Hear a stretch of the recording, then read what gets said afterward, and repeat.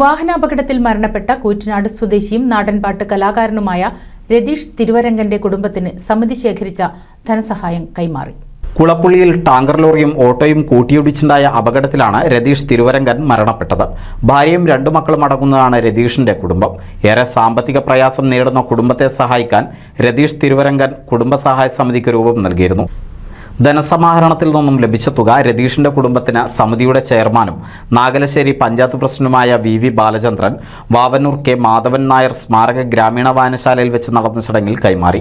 അനന്തരാവകാശികൾക്ക് ഏറ്റവും ഗുണകരമായ രീതിയിൽ ഇത് വിഭജിച്ച് വിതരണം ചെയ്യണമെന്നതിനെക്കുറിച്ച് വളരെ സമഗ്രമായി ഈ സമിതി ആലോചിക്കുകയും അപ്പോൾ അത് 4 ഷെയറുകളാക്കി മാറ്റി 4 പേരെയാണ് ഈ രതീഷിൻ്റെ അനന്തരാവകാശികളായിട്ട് ഈ സമിതി കണ്ടെത്തിയത്.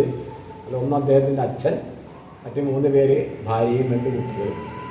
അപ്പോൾ 4 തുല്യ വിഹിതം ആക്കി മാറ്റി.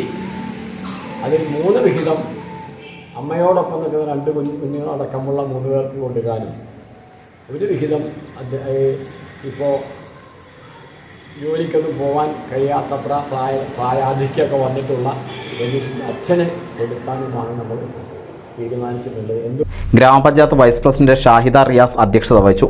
സമിതി കൺവീനർ വി രാജൻ റിപ്പോർട്ട് അവതരിപ്പിച്ചു. PM Aryan, KP Ramachandran, C Sachidanandan എന്നിവർ സംസാരിച്ചു. സമിതിയുടെ ജോയിന്റ് കൺവീനർ C മണികണ്ഠൻ സ്വാഗതവും MK സുജിത്ത നന്ദിയും പറഞ്ഞു. NCV news Thrithala.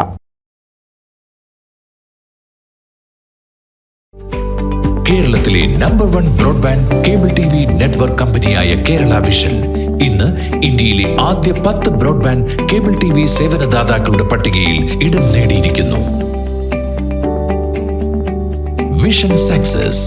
ആഘോഷിക്കാം ഈ അഭിമാന നേട്ടം.